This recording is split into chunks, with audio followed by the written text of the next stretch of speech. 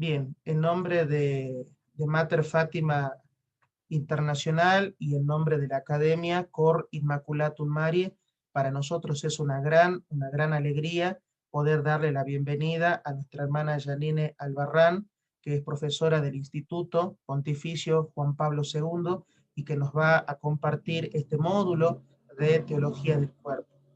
Le damos la más cordial bienvenida a esta casa, a esta familia, a esta gran comunidad de fe, de oración y de crecimiento que tiene amplio deseo de conocer sobre la teología del cuerpo. Muchas gracias por su tiempo, querida hermana, muchas gracias por sus reflexiones, por su testimonio y por todo lo lindo que nos va a compartir. Nos quedamos entonces para escucharla. Pues es un gusto estar con ustedes, me alegra muchísimo que cada vez más corazones quieran conocer de la teología del cuerpo, porque es una enseñanza preciosa que nos hace encontrar el sentido de nuestra vida, que nos hace reconocernos hijos, que nos hace reconocer el plan de Dios para nosotros. Entonces, bueno, pues bienvenidos, de verdad. Me alegra mucho que somos 186. Es precioso ver que cada vez hay más personas interesadas en este tema. Bueno, les pedía si me podían habilitar para poder compartir pantalla. Son 5 pesos, doña Luz. Marco, ¿me puedes ayudar a habilitar pantalla, por favor? Sí, hermana Silvana, por favor, puede ponerla como... Listo. Ya está, hermana. Sí, Buenos días, gracias. gracias. Muchas gracias, Marco, muchas gracias. Ustedes me dicen si ya se ve la presentación, por favor. Sí, está Señora. clara, muy bien. Ok, muy bien. Bueno, pues hoy vamos a empezar como hablando un poco, una introducción, porque me parece muy importante, ¿no? Que podamos ver la teología del cuerpo desde,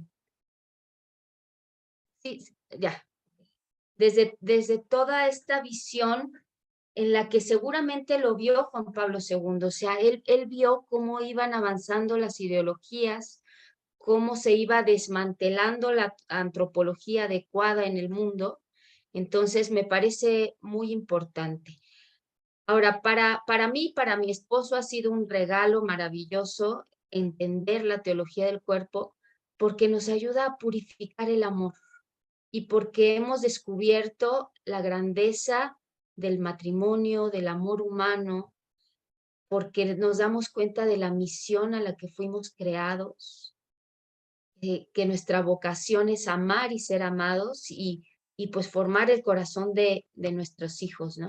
Nosotros tenemos 2 niñas, bueno, para presentarme un poquito, mi esposo es Juan Carlos, tenemos 4 niños, 2 en el cielo y 2 aquí en la tierra, que son María y Ana Paula, que son nuestro tesoro.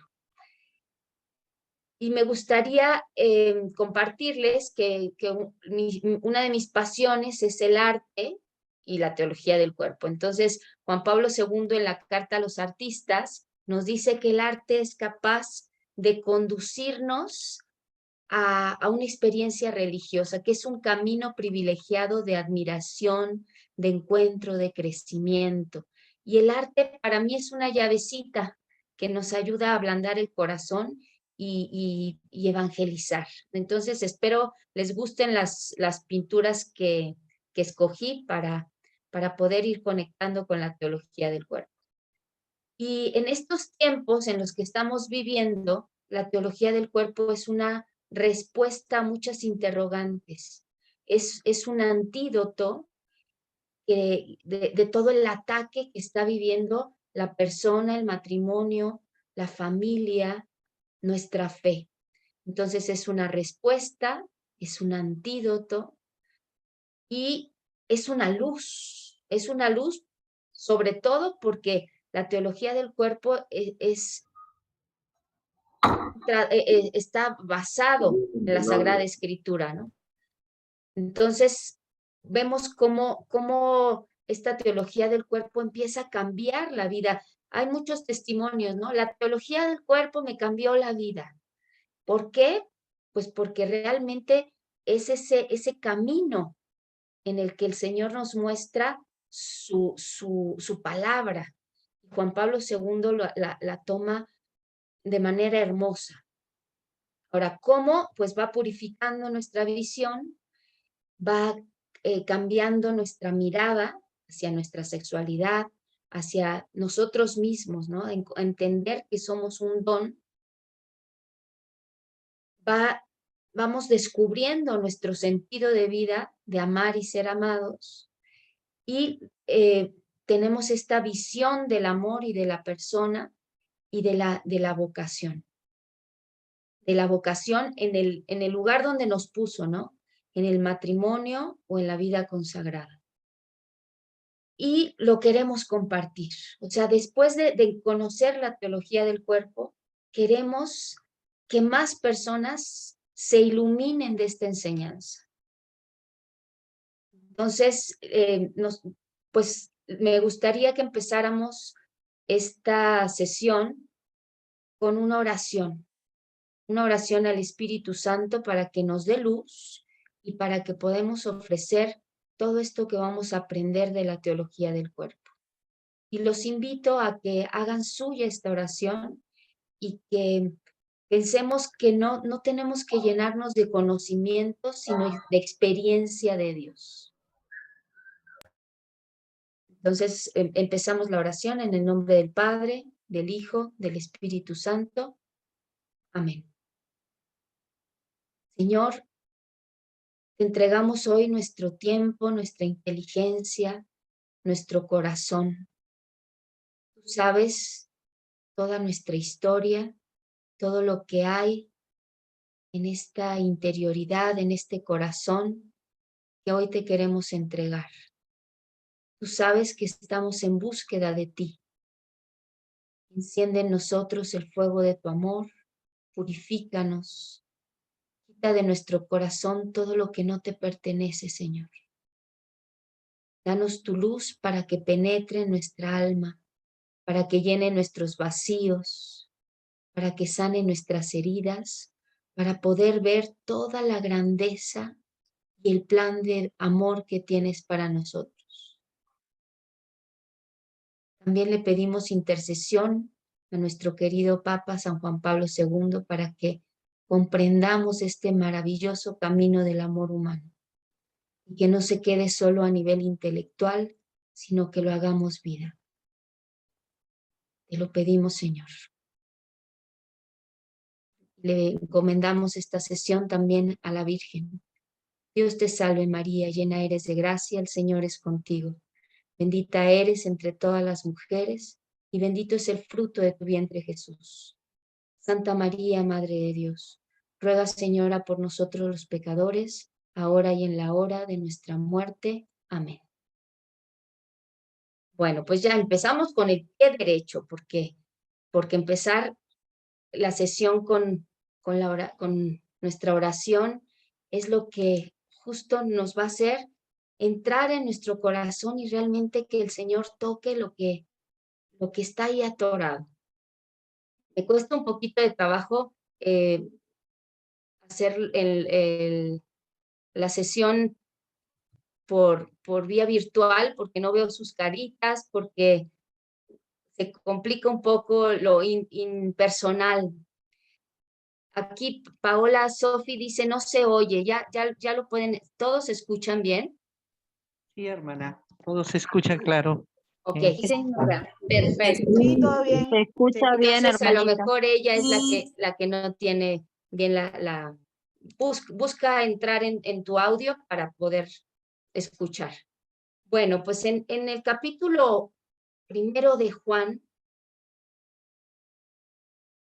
nos relata que que Juan el Bautista estaba con sus discípulos y ven venir a Jesús y Juan dice, he aquí el Cordero de Dios que quita el pecado del mundo. Y sus discípulos al oírlo siguieron a Jesús. Ahora, imaginen la mirada de Juan hacia Jesús. Imaginen esas palabras. Jesús, al ver que los seguían, se volvió y les preguntó, ¿qué buscan? Ellos le respondieron, Rabí, que significa maestro, ¿en dónde vives? Y Jesús les dijo, vengan y lo verán. Y lo siguieron y se quedaron con él. Estos discípulos reconocieron a Jesús como maestro y le dicen, ¿en dónde vives? Es un anhelo de estar cerca, de tener intimidad con el Señor. Uno de esos discípulos. Ay, amiga, tú tirando el dinero. Si pueden poner su micrófono en silencio, por favor. Entonces, uno de esos discípulos era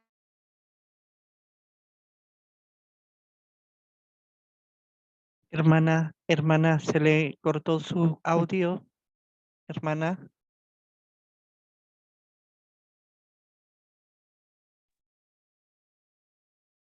¿Ya me escuchan? Sí, claro, Sí, gracias. hermanita, ahora sí. Entonces, Andrés buscó a Pedro y le dijo, hemos encontrado al Mesías.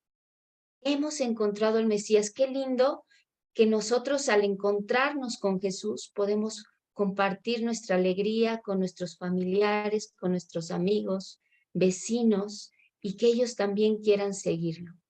Y así Jesús fue invitando a sus discípulos a seguirlo y nosotros estamos en esa búsqueda, pero a veces no nos movemos a seguir a Jesús. Y hoy a cada uno de nosotros nos hace esta pregunta, ¿qué buscas? ¿Qué buscas? Y hoy nos invita y nos dice, ven y verás. Y a mí me gustaría que 2 o 3 de ustedes abrieran su micrófono y me dijeran qué buscan al tomar este curso de teología del cuerpo. ¿Qué es lo que están buscando? 2 o 3 personas que quieran abrir su micrófono. Estamos buscando vivir en paz, tener a Cristo en el corazón, ser libres y seguirlo, que Él nos limpie el alma de todo mal, de todo pecado que hemos cometido consciente e inconscientemente. Amén. Muchas gracias, Luz María. Bueno, yo puedo también decir Jennifer, sí, claro. puedo yo decir que es de que al buscar, al tomar esta teología del cuerpo, es conocer más, conocer a Dios, tratar de tener paz y tranquilidad, pero sobre todo conversión y conocer verdaderamente a Dios, conocer a Mamita María y sanar todo aquello que no es de Dios. Sobre todo al sanar yo, tratar de que esta sanación mía se vaya también hacia mi familia. Eso es lo que busco. Gracias, buen día. Gracias, Reina, gracias. 2 más, Jennifer y Alejandra. Buenos Jennifer, días. por favor. Buenos días. Buenos Yo días. busco conocer más al Señor, amarlo y seguirlo. Y como Él dice en su palabra, yo soy el camino, la verdad y la vida. Gracias. Gracias, Jennifer. Alejandra. Es la misma. Jennifer Alejandra es el nombre completo. Ah, es que dice Alejandra Razo.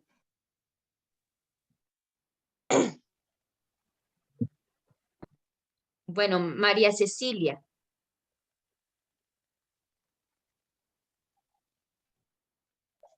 Bueno, yo creo que... Buenas tardes. Yo lo que busco es poder encontrarme todos los días con El Salvador y con su madre.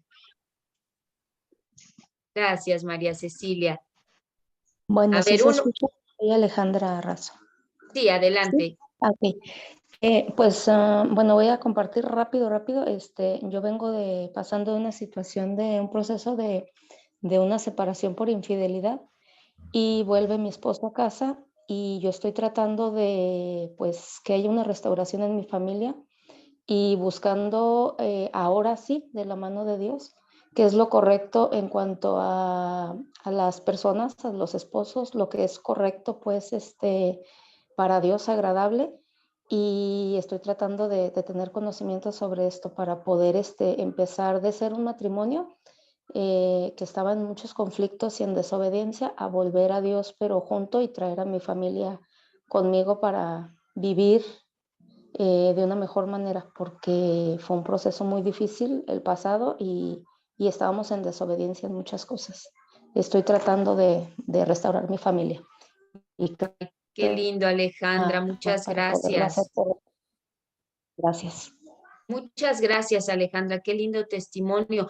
Y bueno, somos 200 personas, me encantaría que todos habláramos, pero yo creo que todos estamos en esa búsqueda de encontrarnos con el Señor para que Él sea el centro de nuestra vida, para que realmente podamos caminar de su mano y que ordene todo, que dé luz a nuestra vida para que realmente entendamos quiénes somos y entendamos que estamos hechos para el amor, y cuando le entregamos todo, Él ordena. Cuando lo ponemos en el centro de nuestra vida, Él sana nuestra historia, Él purifica el amor.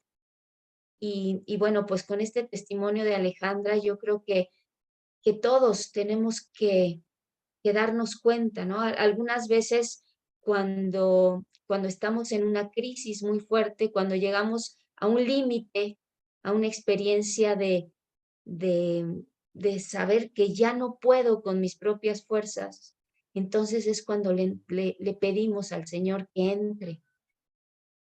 En el caso de Alejandra, esto es así, ¿no? O sea, ella se da cuenta que sin Dios está derrumbando su vida. Pero algunas veces nosotros no nos damos cuenta porque vivimos una vida mal que bien, ahí estamos, frecuentamos los sacramentos, hacemos oración, pero el Señor quiere entrar a algo mucho más profundo, quiere ir al fondo y quiere que realmente sea el Señor de nuestra vida. Entonces, preguntarnos en qué áreas de mi vida todavía no está el Señor ahí en el centro. Y algunas veces cuando tomamos un curso, pues queremos conocer al Señor. Pero es muy importante realmente no quedarnos en el conocimiento, sino realmente en esa escucha al corazón, en realmente ver qué es lo que quiere el Señor en mi familia, en todas estas decisiones que tengo que tomar. Y aquí Santo Tomás de Aquino nos dice, respecto de Dios, es mejor amarlo que conocerlo, porque el conocimiento hace que las cosas vengan a nosotros y se adapten a nuestra manera de ser. Pero el amor, que es la caridad, nos hace salir de nosotros y nos lanza hacia el objeto amado. Entonces, el amor es el motor que nos va a hacer que entendamos que estamos hechos para Dios. Bueno, ahora les voy a hablar un poquito de los objetivos de este curso de Teología del Cuerpo. Los conocimientos no tienen ningún sentido si no son vividos y compartidos. Y esto creo que nos queda claro a todos, ¿no? No tiene ningún sentido si no hacemos vida lo que aprendamos aquí. Un objetivo es que a través de la teología del cuerpo demos una visión integral de la persona, una antropología adecuada, que ya veremos cómo Juan Pablo II nos habla de esa antropología adecuada, que responda a quién soy. ¿Quién soy? Profundizar sobre todo lo que es el hombre en su cuerpo, porque tendemos a separar cuerpo y alma. Creemos que lo que hacemos con nuestro propio cuerpo está separado de lo que somos como personas integralmente. O sea, somos una unidad de cuerpo y alma que no se puede separar. Vamos a hablar de la relación con Dios, con nosotros mismos, con los demás, con nuestro ser familiar, nuestro ser sexuado, nuestro llamado a la trascendencia, sobre todo teniendo como modelo a Jesucristo.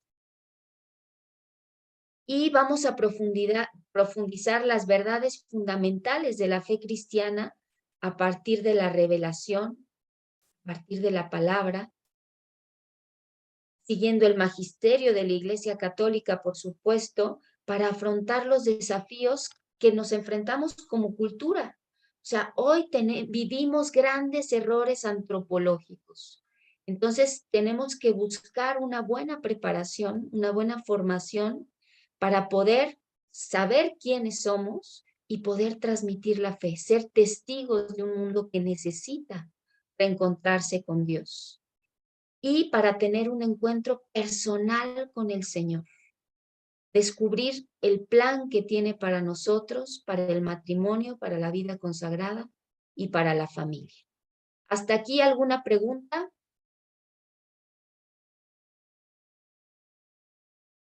¿No? Bueno, seguimos. Ahora, yo les recomiendo que mientras estamos en estas sesiones, ustedes puedan ver en internet, está todas las catequesis de Juan Pablo II, las pueden buscar en la página del Vaticano. Son catequesis que Juan Pablo II dio del 5 de septiembre de 1979 al 28 de noviembre de 1984. Entonces, para que ustedes pudieran ir profundizando sobre el texto, voy a mandarle a Leandro pues el texto de las teologías, de la teología, por si ustedes quieren empezarla a estudiar, y también pueden comprar estos 3 tomos que vende el Instituto Juan Pablo II, que se llama El amor humano en el plan divino, o este libro que se llama Hombre y mujer los creó, de Ediciones Cristiandad. Ahí están las 134 catequesis que tomaron de los escritos en polaco del Papa Juan Pablo II. Ahora, el Observatorio Romano recoge todas estas enseñanzas de las catequesis que dio en las audiencias de los miércoles y los pone en este compendio, ¿no? Ahora, este tercer módulo que vamos este primer módulo que vamos a meditar de las catequesis, recoge todo el pensamiento de la antropología adecuada de Juan Pablo II. O sea, es un recorrido antropológico. El primer módulo, o sea, el primer módulo de Juan Pablo II nos habla de la antropología adecuada, ¿sí? Después vamos a ver como todo un recorrido de las escrituras y este tratado antropológico para descubrir quién soy y cómo alcanzar la felicidad. Vamos a reflexionar a la luz de la palabra el significado teológico del cuerpo. Por eso, este título de teología del cuerpo que a veces nos cuesta trabajo, ¿no? ¿Cómo teología del cuerpo? ¿Cómo puede haber una teología del cuerpo? Y es que Dios nos habla a través de nuestro propio cuerpo. Nos dice quiénes somos a través de nuestro propio cuerpo. Entonces vamos a ver ahorita cómo será el esquema. Quiero presentarles el esquema de la teología del cuerpo. Esto me lo voy a saltar porque quiero ir directamente al esquema. Bueno, el esquema se divide en 2 partes. ¿Qué significa ser humano? y cómo vivir la vida de manera que lleguemos a la verdadera plenitud. Entonces, la primera parte es justo este tríptico antropológico que Juan Pablo II nos presenta, en el que vamos a hablar la primera parte del hombre originario. Perdón, pero estoy teniendo problemas al cambiar de diapositiva, por eso de repente me trabo. El segundo módulo vamos a hablar del hombre histórico y el tercer módulo vamos a hablar del hombre escatológico. Este es el tríptico antropológico del que habla Juan Pablo II. El hombre originario y el hombre histórico los divide el pecado, la caída. El hombre histórico y el hombre escatológico es dividido por la muerte. Y en estos tres ciclos, Juan Pablo II se va a basar en las palabras de Cristo. O sea, para tener una visión total del hombre, debemos recurrir a Cristo, quien nos revela plenamente al hombre, y en Gaudium Spes nos dice que descubrimos la grandeza de nuestra vocación. Cuando Cristo nos revela quiénes somos, descubrimos la grandeza de nuestra vocación.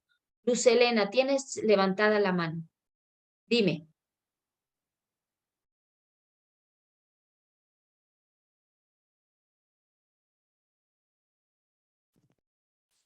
Creo que se arrepintió Luz Helena. A ver, seguimos entonces.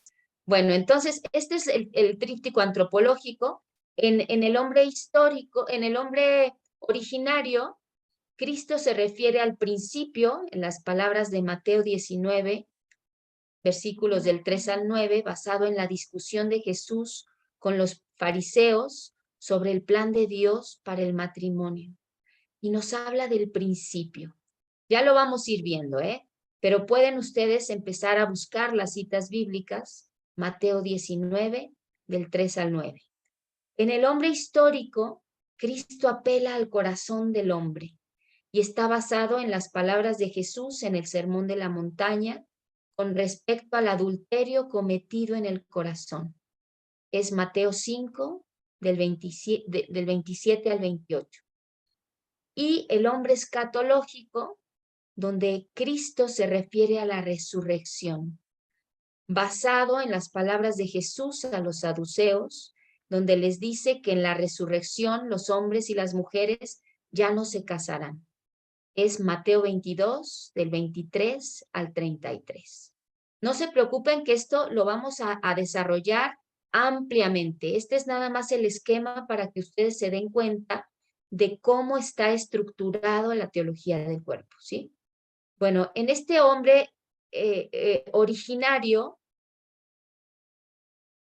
respondemos a las preguntas: ¿cuál es mi origen? ¿De dónde vengo? En el hombre histórico, ¿quién soy? ¿Quién soy hoy? ¿Qué sentido tiene mi vida? ¿Cuál es mi historia? ¿Qué hago con todas estas heridas? ¿Qué significa que somos redimidos? Y en el hombre escatológico, ¿a dónde voy? ¿Cuál es mi destino último? O sea, ¿tengo realmente clara mi meta? ¿Vivo con los ojos puestos en el cielo? Entonces, toda esta antropología adecuada nos hace entender quién soy. Nos hace entender de dónde vengo, a dónde voy. Ahora, la segunda parte es cómo vivir mi vida de manera que la vivamos de manera plena, que lleguemos a la verdadera plenitud, a la felicidad. Todos queremos ser felices, ¿no? Todos queremos vivir este llamado a amar y ser amados. Entonces, lo vamos a lograr si realmente abrazamos este tríptico antropológico en donde sabemos quiénes somos, sabemos cuál es nuestro destino último. Y entonces en esta segunda parte el Papa habla del sacramento, del llamado a la vocación, a mi felicidad. Y Juan Pablo II lo divide en matrimonio y celibato. y es la aplicación de esta antropología adecuada. Y también se divide en 3 partes. La virginidad cristiana, donde Juan Pablo II habla sobre el celibato, sobre la renuncia del matrimonio por el reino de los cielos. En la 5ª parte habla del sacramento del matrimonio como un don y como un signo que hace visible el amor divino. Y en la última parte habla de amor y fecundidad, que es una reflexión sobre la ética sexual cristiana desde la visión total de la persona. Y nos hace comprender el verdadero significado del lenguaje del amor sexual. Y es una reflexión sobre la encíclica de Humane Vitae. Entonces, si les queda claro con este esquema lo que vamos a ver en la teología del cuerpo, es esta primera parte que es el tríptico antropológico, el hombre originario, el hombre del principio, el hombre originario, el hombre histórico y el hombre escatológico, y después estas otras 3 secciones: virginidad cristiana, sacramento del matrimonio y las reflexiones sobre Humane Vitae. ¿Alguna pregunta hasta aquí? Y en este último apartado, pues nos habla de la vocación, de aprender a ser un don para los demás y acoger el don del otro. Nuestra vocación es amar y ser amado. Entonces tenemos que realmente aprender a amar. Esto es lo que el Juan Pablo II nos quiere decir con la teología del cuerpo. Y en el 6º ciclo habla de Humane Vitae. Humane Vitae es, podríamos decir que es la razón por la que Juan Pablo II empieza realmente a profundizar sobre el amor humano y a dar respuesta a la encíclica de Pablo VI. ¿Alguna pregunta, algún comentario hasta aquí? Todo claro, hermanita. Ok, entonces aquí vamos a ver los 6 módulos que vamos a tocar. El hombre del principio, la redención del corazón, la resurrección de la carne, la virginidad cristiana, el matrimonio cristiano y amor y fecundidad. ¿Sí? Esos son los 6 módulos de la teología del cuerpo. Bueno, ahora ante cualquier pregunta trascendental, ante cualquier pregunta que nos parece demasiado grande, para la que no tenemos respuesta, tenemos que pedirle a Dios su luz y contemplar el misterio que se nos presenta. Y nuestro cuerpo es un misterio. Aun cuando lo hemos dejado de admirar, ¿no? Aun cuando nos parece natural tener un cuerpo, es un misterio. Y Juan Pablo II nos invita a entrar en nuestra propia experiencia para buscar qué anhela nuestro corazón. ¿Qué es lo que anhela nuestro corazón? En Gaudium Spes nos dice: el hombre, única criatura a la que Dios ha amado por sí misma, no puede encontrar su propia plenitud si no es en la entrega sincera de sí mismo a los demás. ¿Y cómo nos entregamos a los demás? Con nuestro propio cuerpo. ¿Cómo acariciamos con nuestras propias manos? Abrazamos, besamos, miramos al otro, damos palabras de consuelo al otro. ¿Cómo? En nuestro propio cuerpo. Dios nos dio un cuerpo para poder expresar toda nuestra alma a través de él, para poder entregarnos al otro a través de nuestro propio cuerpo. Y el amor que es una palabra tan profunda, que está totalmente profanada, que está falsificada, hoy más que nunca tenemos que preguntarnos sobre el verdadero significado del amor, del noviazgo, del matrimonio, de la familia, sobre el significado de la persona. Vean esta imagen, ¿no? Cómo estamos desfigurados, cómo estamos siendo llevados por ideologías. Podemos ver que todas estas palabras que tienen significados tan profundos están siendo falsificadas. Desde hace décadas se ha ido cambiando poco a poco la visión de la sexualidad, del amor. ¿Qué creen que ha hecho que veamos la sexualidad de una forma tan parcial? ¿Por qué la llegada de un bebé se ha convertido en una amenaza en la relación de los esposos? ¿Cómo la sexualidad está siendo tan deformada? Como dice Chesterton, llegará el día en que será preciso desenvainar una espada para afirmar que el pasto es verde. ¿Qué es lo que creen que ha hecho que veamos esta sexualidad de manera tan distorsionada, que veamos el amor de manera tan distorsionada? Jennifer, adelante. Bueno, para mí, pues primero, pues que hemos sacado al Señor de nuestras vidas, ¿sí? Exacto. Porque lo hemos dejado que Él sea el centro de todo nuestro ser, de nuestros pensamientos, de nuestras acciones. Y pues lo estamos viendo ahorita, ¿cierto? Cuando lo dejamos de último y ya pues con todos nuestros errores, con todas nuestras falencias humanas, pues ahora sí reconocemos que Dios es el principio y el final, el alfa y el omega. Entonces, pues esa es como que la principal causa de todo lo que estamos viendo en la actualidad.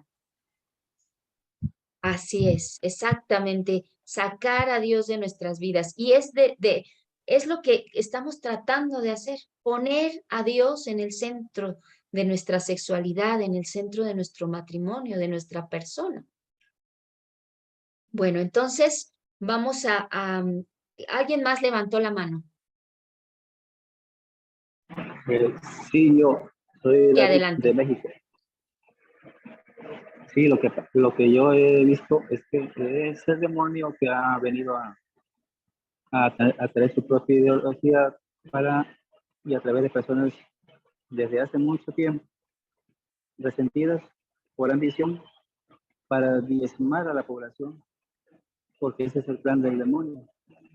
Y el hombre por ambición, los que tienen el poder, ¿no? A través de los siglos, hasta el día de hoy, como George Soros. Así es, muchísimas gracias.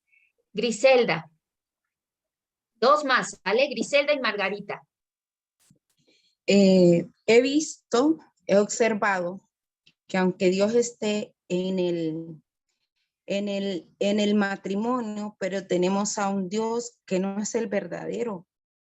He observado cómo los matrimonios, en la mayoría, el hombre hace lo que él quiere. No ama de verdad. No ama como Dios quiere que amemos. En dejar que la mujer sea la mujer. Si a ella le gusta una cosa, acompañarla. Si a él le gusta una cosa, ella acompañarlo. Es el verdadero amor, es no aplastar lo que al otro le gusta. El verdadero amor es amarnos mutuamente, pero siempre con los ideales de cada uno, respetando la persona en sí. Claro. No un amor egoísta, no un Dios que no es el verdadero. Porque cuando Dios está en la vida de nosotros, aceptamos a los demás tal y como somos, tal y como es aquella persona, no tratando de cambiarla a mi manera. Así es. Así es, Griselda. En el módulo de matrimonio cristiano vamos a hablar de esa aceptación, que es afirmación del otro, querer el bien del otro, por encima del propio y construir un nosotros que busca el bien común, que busca que ambos lleguen a Dios. Muchas gracias. Margarita, habías levantado la mano. Perdón que no les pueda dar la participación a todos, porque si no, como que podemos estancarnos y no avanzar. ¿Les parece bien si cada vez que yo lanzo preguntas, rápido los 3 primeros? ¿Les parece bien? Sí, Señora. hermanita. Muy bien. Margarita.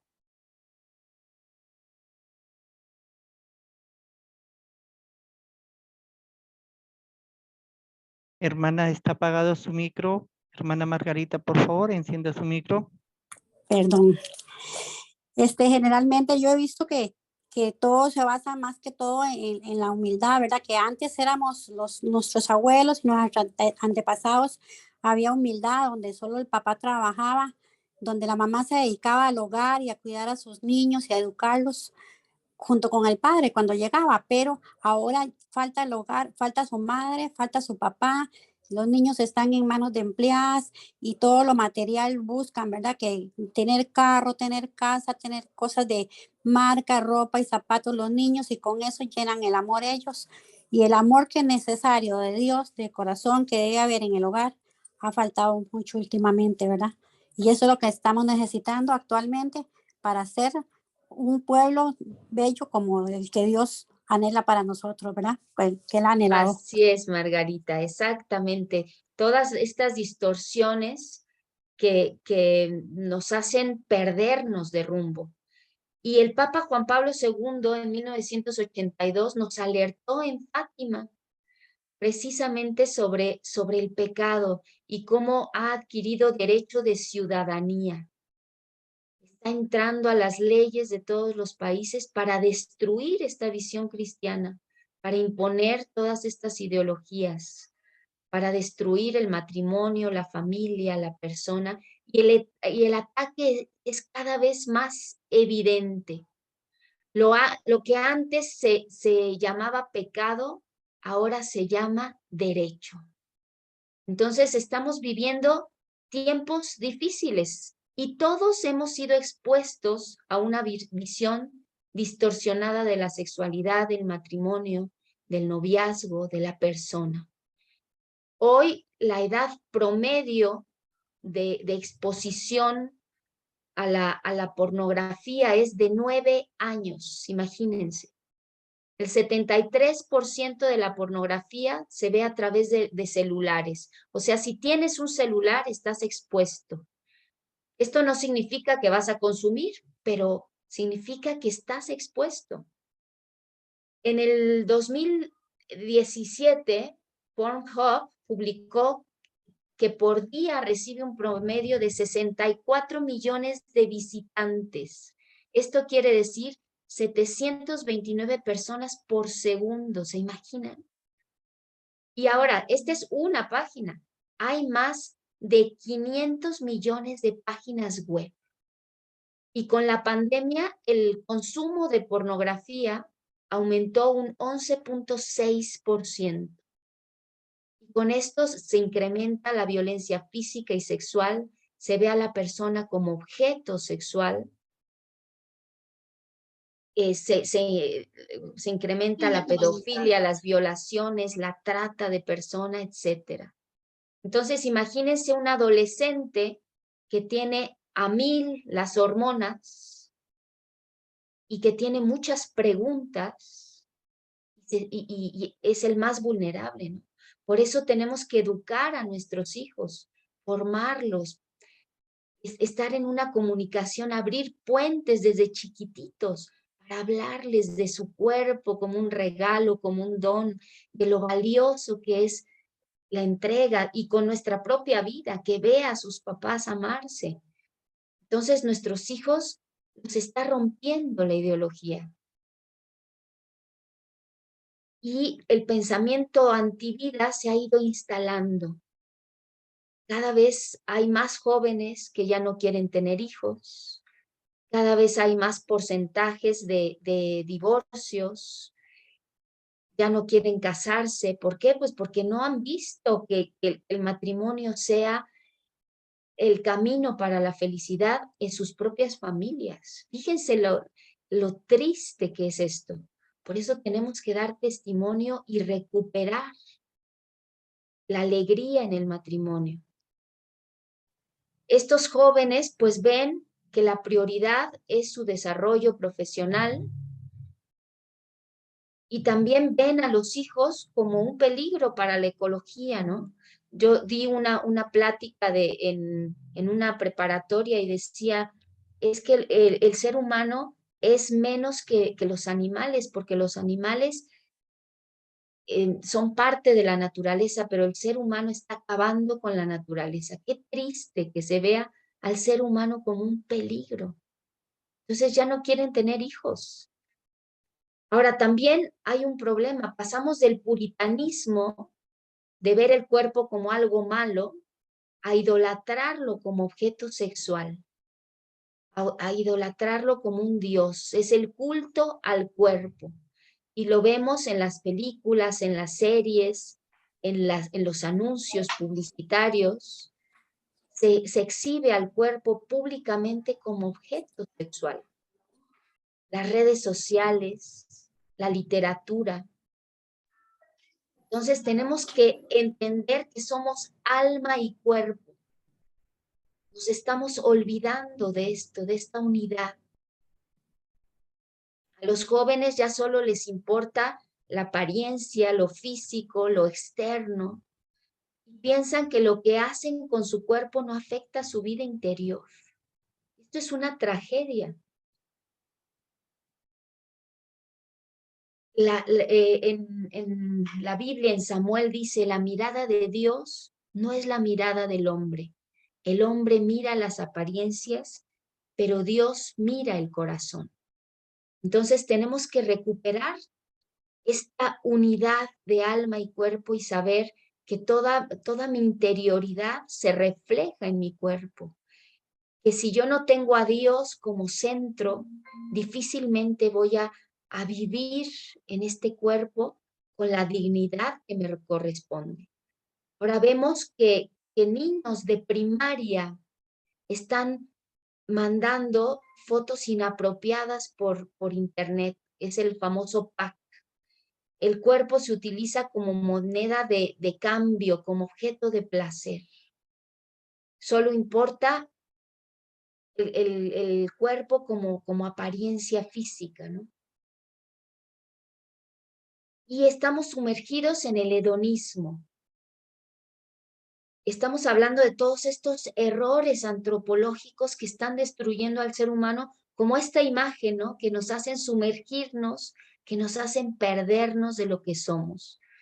Y vemos que el propósito de vida hoy es el placer. Se busca el bienestar a toda costa. Es vivir al máximo sin ninguna regla, evitando el sufrimiento. Esto ya desde el siglo XVIII se venía hablando sobre el utilitarismo, el buscar el placer a toda costa, ¿no? Y vivimos en busca de gratificaciones inmediatas. Buscamos todo el tiempo, no buscamos objetivos que impliquen esfuerzo y que nos lleven a una felicidad que perdura, sino que queremos gratificación inmediata y lo vemos con los niños de hoy, ¿no? Cómo buscan inmediatamente la gratificación y los papás estamos en este círculo de darles la gratificación inmediata. Tenemos que llevarlos a que busquen objetivos que impliquen esfuerzo, que luchen por esto. Yo recuerdo a mi hija María, que una vez quería uno de estos circulitos que uno voltea, que están rellenos de agua y diamantina, y que uno voltea y cae la nieve, ¿no? Y le dije, no, María, ahorita no te lo puedo comprar. Y entonces llegó a la casa y me pidió un bote de mayonesa que se estaba acabando y le dije, sí, ¿para qué lo quieres? Voy a hacer algo creativo, me dijo. Entonces cogió el bote, lo lavó muy bien y hizo una figurita de plastilina, luego me pidió diamantina, la rellenó de agua y cerró su bote y hizo su propio juguete, ¿no? ¿Qué satisfacción tuvo mi hija al realizar esto de manera tan sencilla? Y yo le preguntaba, luego me sentí culpable, ¿no? Dije, ¿cuánto anhelo tenía de tener el juguetito? Le dije, ¿quieres que te lo compre? No, estoy mucho más feliz con el que yo hice. Entonces vemos cómo desde la educación vamos destruyendo con las gratificaciones inmediatas, vamos destruyendo este llamado a construirse a la persona. Y esto nos lleva a irnos estancando, nos impide crecer como personas, nos lleva a renunciar a conocer quiénes somos, a perfeccionarnos, nos destruye y nos enajena la conciencia humana y perdemos el sentido de nuestra vida por estar sumergidos en el placer y en el hedonismo. ¿Y qué nos puede ayudar? Pues nos ayuda a aprender a sacrificarnos, a ponernos metas y a esforzarnos por conseguirlas, a trabajar en virtudes, fortaleza, tolerancia a la frustración, perseverancia, paciencia, sabiduría. Todo esto lo tenemos que integrar en nuestras familias. Otro error antropológico es el relativismo. El relativismo, pensar que la verdad no existe o que la podemos construir por lo que la mayoría piensa o que cada uno tiene su propia verdad y que la podemos adecuar a nuestra propia conveniencia, a lo que sentimos, a lo que se me antoja. Vemos este error del relativismo totalmente metido en nuestra sociedad, ¿no? ¿Hasta aquí alguna pregunta? Ahora, el Papa Benedicto XVI nos dice que el relativismo no reconoce nada como definitivo. Y si la verdad no existe para el hombre, entonces tampoco puede distinguir entre el bien y el mal. No hay límites. Deja todo a lo que se me antoja. No hay normas, más las que tú mismo te pongas. Hay un subjetivismo total. No hay reglas que orienten la vida ética y moral. Vivimos sin normas, nos las ponemos a nosotros mismos. La sociedad nos está poniendo la pauta y nosotros estamos obedeciendo. A ver, voy a ver qué dice el chat.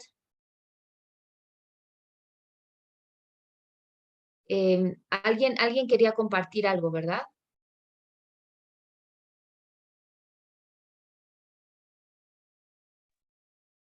Ahora, los principales educadores de las últimas generaciones es el Internet, la televisión, que nos va programando el cerebro, el corazón, y nos pone una visión distorsionada de lo que somos. Y hay un exceso de información que no somos capaces de asimilar y de filtrar el contenido. Nadie nos enseña a investigar, a discernir. Hay una frase que me gusta mucho: información sin formación es igual a deformación. O sea, todo este bombardeo del Internet que ha distorsionado la visión de mí misma y que no soy capaz de filtrar todo ese contenido y que me contamina lo que realmente soy. Entonces tenemos que recuperar el buscar realmente en los lugares adecuados, el saber discernir, el tener una mente crítica y una mente teológica, el ver qué piensa Dios de todo esto. Alguien levantó la mano, adelante.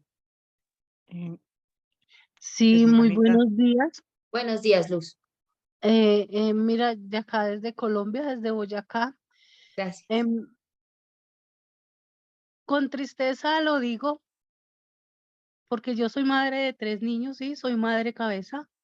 Em, el niño mayor pues se me estaba perdiendo o sea, por la falta de valores que hay hoy en día, pues así uno se los inculque en el hogar.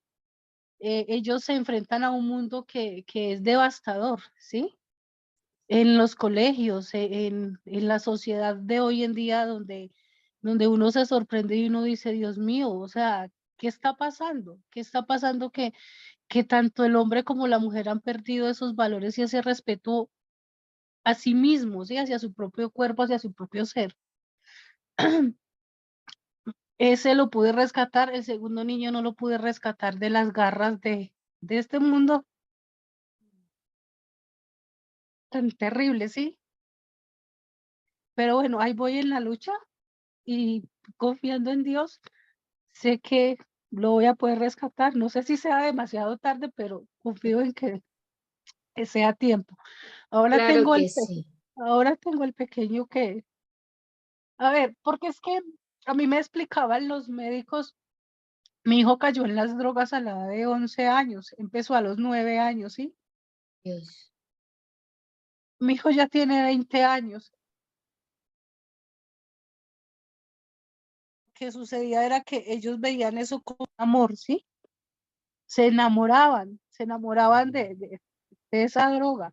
Y para ellos no había más nada, ¿sí? Y uno como madre o como padre se volvió un enemigo para ellos, porque uno no los entendía, ¿sí? Entonces ellos llenaban sus vacíos y el todo era eso. Pues Claro. mi hijo, ya imagínate, desde los 9 años y tiene 20 años, pero yo ahí, Dios me lo ha protegido y el arcángel Miguel me lo ha guardado de cosas que al arcángel Miguel tengo que agradecerle la vida de mi hijo, ¿sí? Porque Claro, y él lo busca, Luz. Él no sí, se cansa de buscarlo. porque es que a mí me llamaron a decirme que a mi hijo me lo iban a matar, o sea, literal que me lo iban a matar. Y yo comencé a averiguar y a investigar y sí me le hicieron 3 atentados, pero la gracia de Dios es tan maravillosa que fueron a hacerle los atentados y nunca lo encontraron. Estando allí nunca lo vieron, ¿sí? Entonces yo no pierdo la fe y yo sé que no va a ser demasiado tarde para que mi hijo salga de ahí. Ahora lo tengo, o sea, no, con el niño de 11 años, yo lo que quiero es orientación, porque uno como mamá no sabe mucho, ¿sí? Yo como mamá, uno quiere lo mejor para sus hijos y uno los protege, ¿sí? Pero en esa protección, quizás uno cometa errores y los induzca a que se alejen más de uno, creería yo, ¿sí? Y Pero tengo al tienes que niño, tener confianza, Luz. Tienes que tener confianza en que Dios busca a tus hijos y que tiene un plan perfecto para ellos. Y tú ora muchísimo como Santa Mónica. Tienes que tener la confianza en la oración y tratar de acercarte para que ellos encuentren al Señor. Es el único que los puede sacar.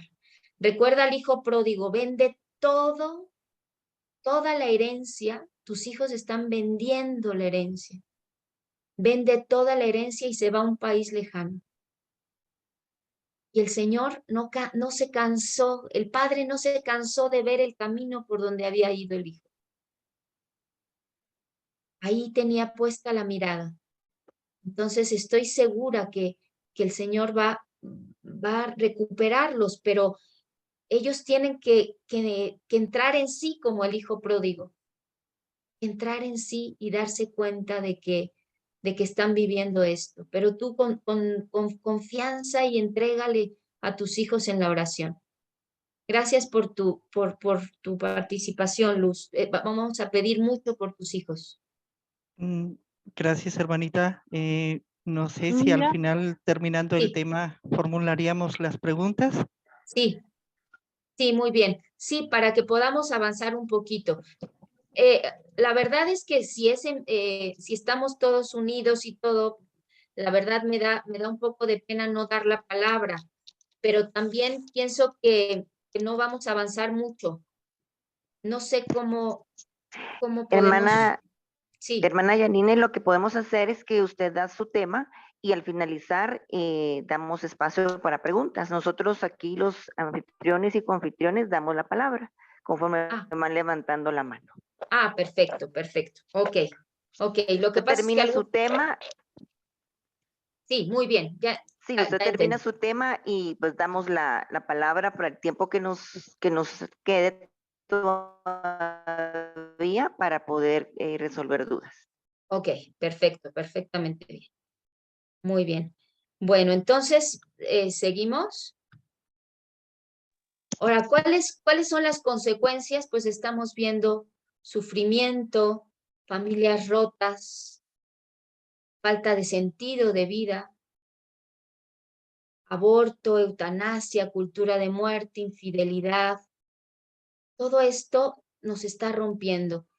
Y seguimos recibiendo toda esta carga ideológica y estamos como sapos en la olla. ¿Saben qué necesita un sapo para poderlo cocinar? O sea, si tú pones agua hirviendo y pones al sapo, inmediatamente va a saltar el sapo. En cambio, si pones agua tibia y poco a poco va subiendo la temperatura, el sapo se va a ir adecuando a la temperatura del agua hasta que termine cocinado. Así nos han ido subiendo el tono en los programas de televisión, han bajado la clasificación de los programas, nos vamos acostumbrando a las malas palabras, al reggaetón, a bailar de manera inadecuada y nos vamos adecuando a todo lo que la cultura nos impone. Y hasta los más chiquititos, ¿no? Están expuestos a la pornografía, la normalización del alcohol, de la droga. Entonces tenemos que darnos cuenta de cómo estamos siendo atacados y decir hasta aquí con esto. Voy a recuperar a mi familia, voy a recuperar la oración, voy a recuperar el leer la Biblia y empezar a vivir un espíritu cristiano en las familias. Ahora vamos a ver un poquito de historia. Este hombre se llama Robert Malthus. Robert Malthus tenía teorías sobre la sobrepoblación. Y él decía que hizo un ensayo sobre el principio de la población, y él decía que el ritmo de crecimiento de la población superaba la capacidad de producir recursos, que el mundo se iba a acabar, iba a acabar en una hambruna impresionante. Ahora, sus predicciones no se cumplieron, por supuesto, porque el mundo tiene más capacidad, el triple de capacidad de la cantidad de personas que somos. Pero, basados en Malthus, muchísimos autores empezaron a hablar sobre el peligro de la sobrepoblación. Y a partir de los años 60, los malthusianos empezaron a hablar sobre el control de la natalidad, sobre todo en la población de gente pobre. Fíjense cómo se fue colando todo esto. Entonces empezaron estos autores a hablar sobre el control de la natalidad. Algunos como Annie Besant, totalmente esotérica, empezó a hablar sobre corrientes, sobre la teosofía. Y para ellos la anticoncepción era el remedio para los males de todo el mundo. Fíjense, en 1972 dice uno de ellos, todos nuestros problemas serían más fáciles de resolver si hubiera menos gente. Abandonar cuanto antes la procreación. Si queremos preservar el resto de nuestras libertades, debemos de restringir la libertad de procrear. Todas estas teorías han servido para justificar el aborto, la eutanasia, la eugenesia, la experimentación con embriones, los anticonceptivos, etcétera, etcétera. Ahora vemos cómo todos estos autores se basaron en la eugenesia. Era el plan para mejorar la raza mediante la selección cuidada de los matrimonios y la eliminación de los miembros indeseables de la población. Esto fue lo que puso el nazismo, ¿no? Pero después del nazismo se deja de hablar de eugenesia y empiezan a promover un amor libre sin compromiso. Entonces la consecuencia fue rupturas, violencia doméstica, se legalizó el divorcio y empezamos a ver cómo todo esto fue permeando poco a poco. Este autor dice, la madre tiene derecho a tener hijos cuando lo desee, acudiendo incluso al aborto si así lo estima conveniente. Después se empiezan a financiar los laboratorios para producir anticonceptivos. En 1839 se crea el DIU, los lavados vaginales con químicos, el primer diafragma, los supositorios abortivos, el condón. Fíjense las fechas, ¿no? El condón lo crea Goodyear en 1875. Todo esto por estos pensamientos antivida.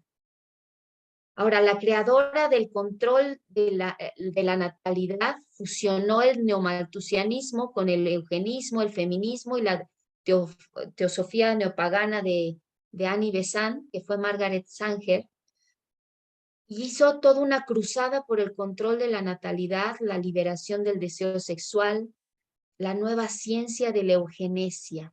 Y su herencia al mundo fue International Planned Parenthood Federation. Ella da estas citas tristísimas y degradantes y inhumanas, ¿no? Y dice, el control de la natalidad en sí mismo, denunciado a menudo como violación de la ley natural, no es nada más ni nada menos que la facilitación del proceso de deshacerse del indigno. Imagínense, deshacerse del indigno, una persona con una dignidad de hija de Dios, y ella habla de indigno, de prevenir el nacimiento de los defectuosos o de aquellos que lo serán. Otra cita, nuestro fallo de segregar a los imbéciles, quienes están aumentando y multiplicándose, un pezón muerto de basura humana, engendra impasiblemente la clase de los seres humanos que nunca deberán de haber nacido. Ahora, ella pone estos puntos. Control de la natalidad como medio práctico de la política racista. Habla del Negro Project, la eliminación de la raza negra. Por eso todas las casas abortivas están en los barrios, empezaron en los barrios negros de Estados Unidos. Esterilización de los débiles mentales, selección elitista de las clases acomodadas, destrucción de la familia y del matrimonio. Para todas estas citas son tristísimas, me las voy a saltar un poco, pero ustedes tienen que darse cuenta de dónde venía todo esto.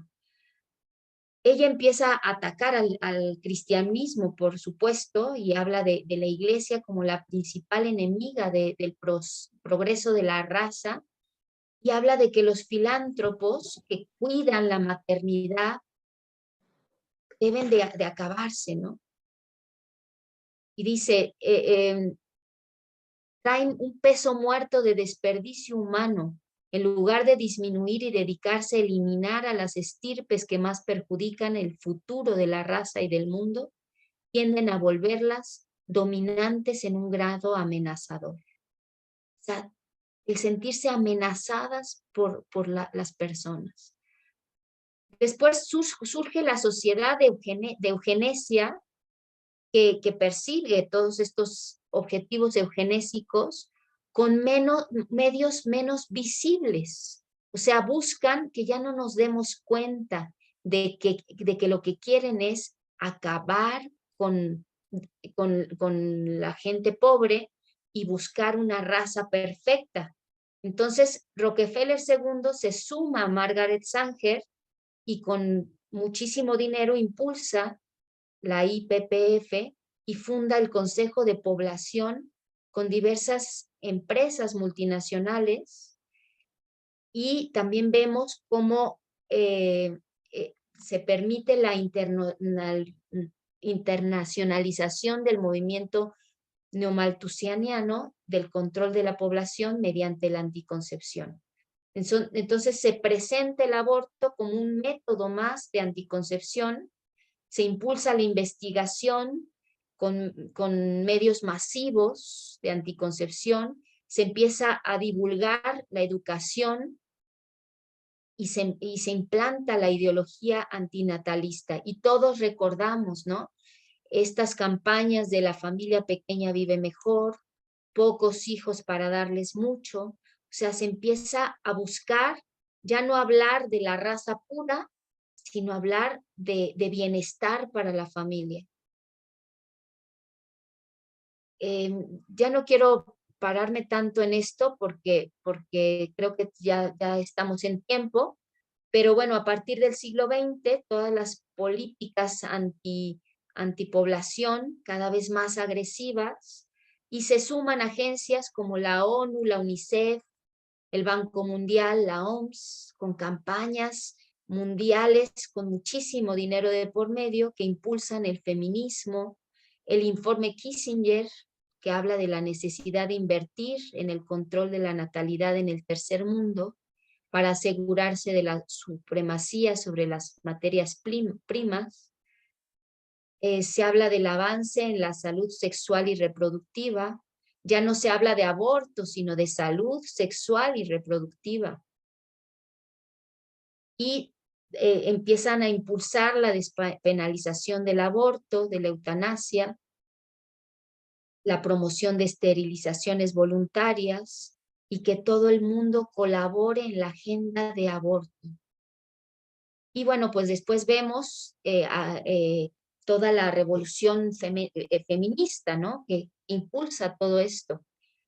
También Gramsci, tenemos que hablar de Gramsci como la revolución cultural que introduce toda la ideología de género, y el objetivo era conseguir poder mediante el control social. O sea, es cambiar la manera de pensar de la mayoría, como ridiculizando, rompiendo la cultura judeocristiana a través de la educación, metiéndose en la educación, en el arte, en la cultura, en la ciencia, en los medios de comunicación. Y esto lo estamos viendo claramente, ¿no?, en nuestras escuelas, cómo están adoctrinando a nuestros hijos y corrompiendo el alma de todos los jóvenes para que abracen todos estos movimientos ideológicos. Bueno, yo creo que ya estamos en tiempo, ¿verdad? Hermanita. Así es, hermana. Así es, hermana Janine. No sé si usted tiene todavía un tiempo para un par de preguntas relacionadas con la clase. Sí, claro que sí. Bueno, hermanos, les vamos a solicitar que por favor levanten la mano. No abran micrófono, sino que levanten la mano y que sean preguntas directamente relacionadas con el tema que se habló hoy, directamente con la presentación de hoy. Entonces la hermana Janine va a contestar algunas preguntas que nos dé tiempo, pero por favor que sean concisos, directos, relacionados con el tema. Le vamos a dar la palabra a el hermano Dave, por favor. Gracias. Gracias, buenas tardes. Miren, yo soy de México, soy David. Y sí, también coincido con esa información. La pregunta es, ¿cómo puedo yo como laico, estoy en una comunidad católica, poder ayudar a que la formación esté acompañada de información? Porque solamente información, pero yo me he dado cuenta, gracias a Dios, no por mí, no sé cómo es que me he estado instruyendo a partir de esta pandemia, que también tiene que ver con esto. Y el problema es que ya se ha infiltrado en mi comunidad que nada más es formación, pero que no investigues, que no digas, la censura, por evitar peleas, pero el asunto es que me veo impotente. ¿Cómo hacerle para que hasta el párroco de la iglesia, ¿no? Y esta comunidad se abran a compartir esto, porque esto nos está destruyendo y no se han dado cuenta? Esa sería mi pregunta. Así es, Dave, es muy triste. Yo creo que tenemos que ser muy astutos, pedirle al Espíritu Santo los dones. A mí me encanta pensar en la imagen de los apóstoles en Pentecostés. Llegó el Espíritu Santo y hablaron en lenguas que los demás podían entender. Entonces, pedirle al Espíritu Santo, no entrar en confrontación, sino hablar de la belleza. Todos en el corazón tenemos un anhelo, tenemos impreso en nuestro corazón el diseño de Dios y estamos en búsqueda. Entonces, cuando hablamos tocamos ese anhelo de la persona, entonces el otro empieza a abrirse. Ahorita, desgraciadamente, estamos tendiendo mucho a la confrontación, al debate, y yo creo que no es el camino. Tenemos que con misericordia, y la misericordia es buscar el bien, y buscar el bien del otro, ¿no? Llevarlo a encontrar la verdad. Pero si nosotros nos imponemos, ellos se repliegan y afirman más su postura. Entonces, a mí me ha tocado hablar con chicas de pañoleta verde, yo siempre que voy a las marchas, por ejemplo, Provida, me quedo atrás y busco a las chicas de pañoleta verde y las veo a los ojos, una a una, y les hablo del anhelo que tienen de ser reconocidas, porque cada una de estas chicas tiene una herida profunda, no es de a gratis, que están tan destrozadas. Entonces es buscar esa evangelización uno a uno y con nuestros hijos, ¿no? El comunicarles el amor de Dios, el que entiendan que su cuerpo es templo del Espíritu Santo. Si a un niño se le va preparando desde chiquitito, se le dice quién es, va a llegar a la adolescencia fuerte. Entonces hay mucho que hacer, pero pedirle al Espíritu Santo que nos ayude cada vez que vamos a hablar con alguien. Adelante. Hermana María Eugenia, su pregunta, por favor.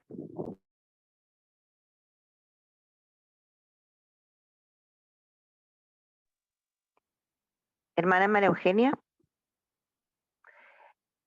Hermana Nancy.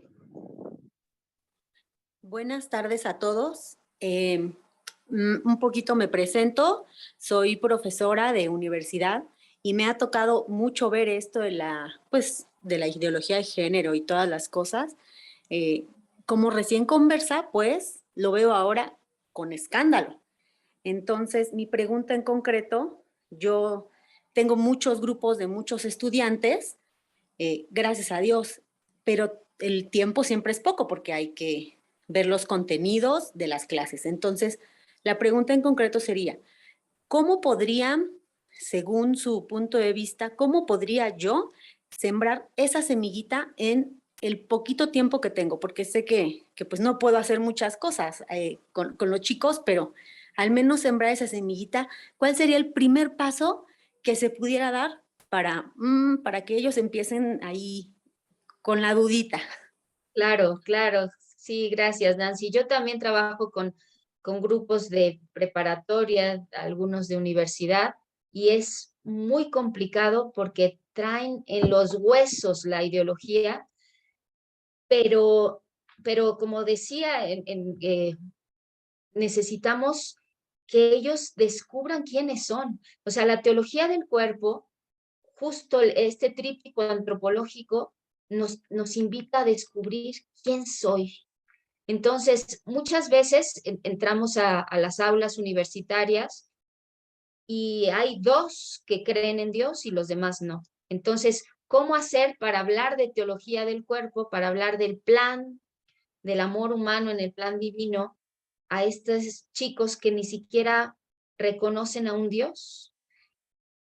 Pero sí sí reconocen que tienen un anhelo de amar y ser amados, sí reconocen que tienen una dignidad como personas, y entonces el chiste es que empiecen a ser críticos, que empiecen a darse cuenta de si estas ideologías les ayudan para encontrar un amor verdadero, que si esto les ayuda para crecer como persona. Ya lo iremos viendo en el transcurso de las sesiones, ¿no? Pero sí es un reto muy, muy grande. Primero, yo creo que es una relación de uno a uno. O sea, es muy difícil que en el aula el maestro se pare ante un grupo que está tan herido, porque están heridos, y pueda hablar de estos temas sin entrar en un debate muy profundo y en ser descalificados. Yo más bien creo que en la cercanía del maestro, el poder buscar a estas personas que tienen además mucho liderazgo y que empiezan a contaminar el pensamiento, acercarlos y que nos cuenten su historia y que vayamos entendiendo por qué están tan heridos, ¿no? A mí me ha tocado ver grupos en los que pues hay 4 que están totalmente rotos, que tienen ideologías muy fuertes, y los demás no, pero se quedan en silencio porque tienen miedo. Tienen miedo a que les digan que son intolerantes, que son retrógradas, que no saben nada. Entonces, el silencio de los católicos es lo que está haciendo que avance todo esto. Entonces, yo sí creo que tal vez sea uno a uno el mejor camino. Muchas gracias. Hermanos, la última pregunta, hermana Sara Betancourt, por favor.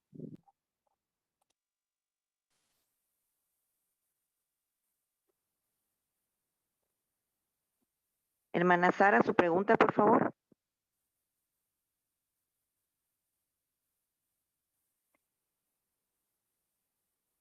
Hermana Mari Méndez, su pregunta, por favor. Buenas tardes, hermana. Hola, Mari. Que Dios la bendiga. Muchísimas gracias por todo la catequesis que nos ha dado.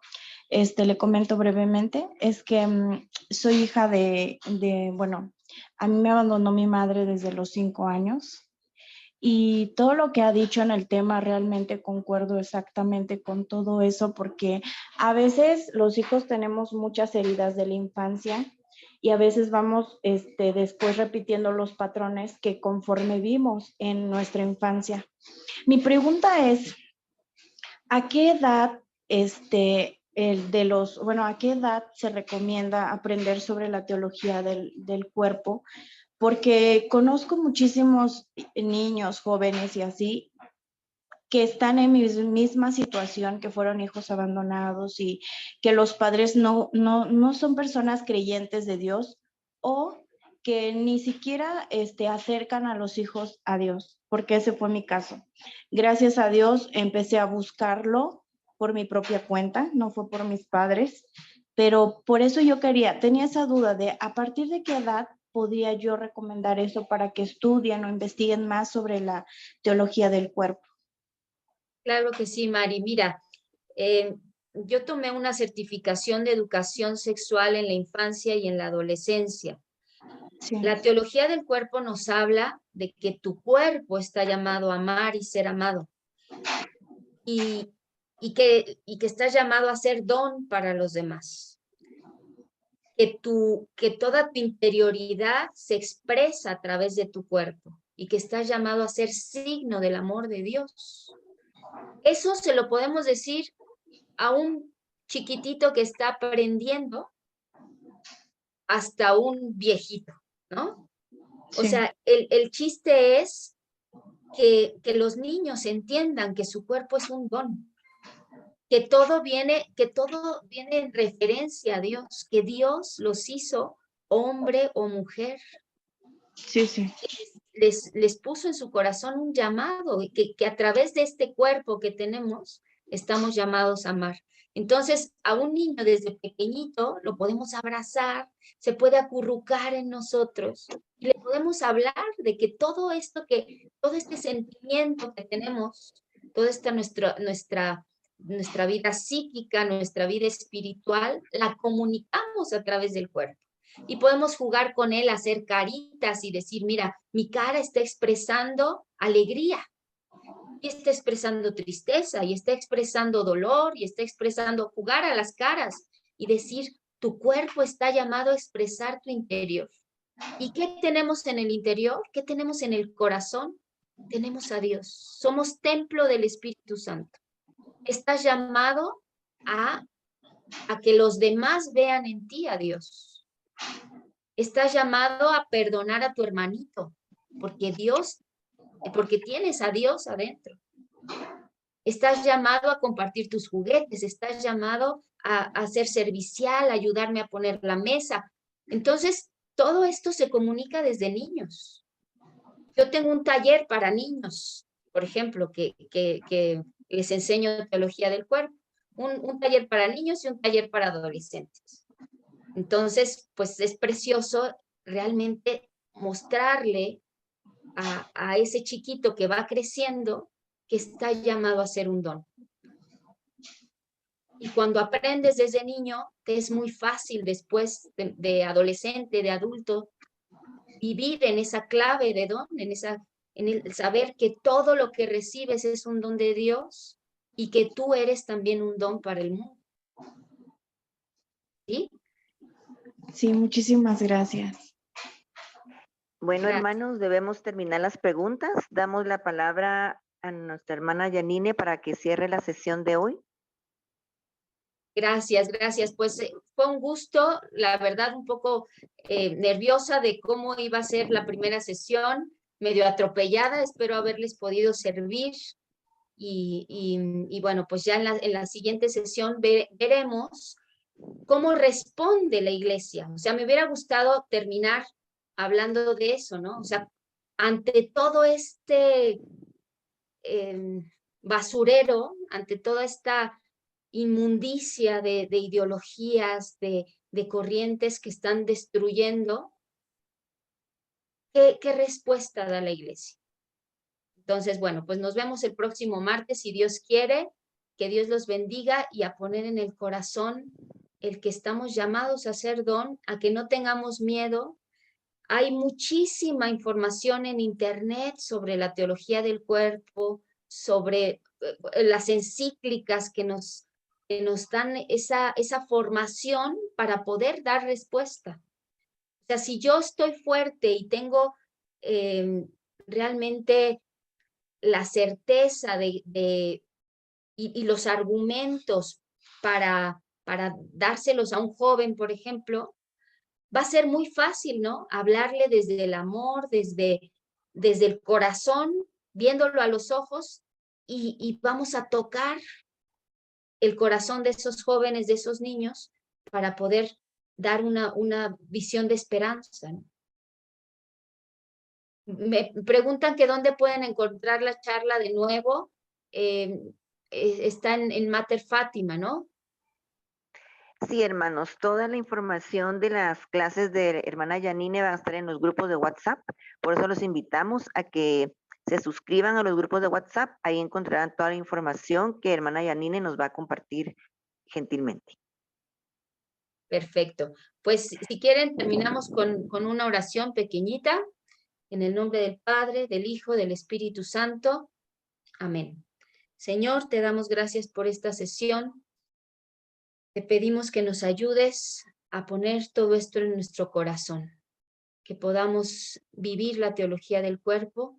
Ayúdanos a sanar todas estas heridas y a hacer un don para los demás. Te lo pedimos, Señor. En el nombre del Padre, del Hijo, del Espíritu Santo. Gracias, hermana Yanine. Gracias, hermanos. Cerramos la sala. Bendiciones a todos. Muchas gracias. Bendiciones. Dios les Que Dios los bendiga. Gracias, hermano.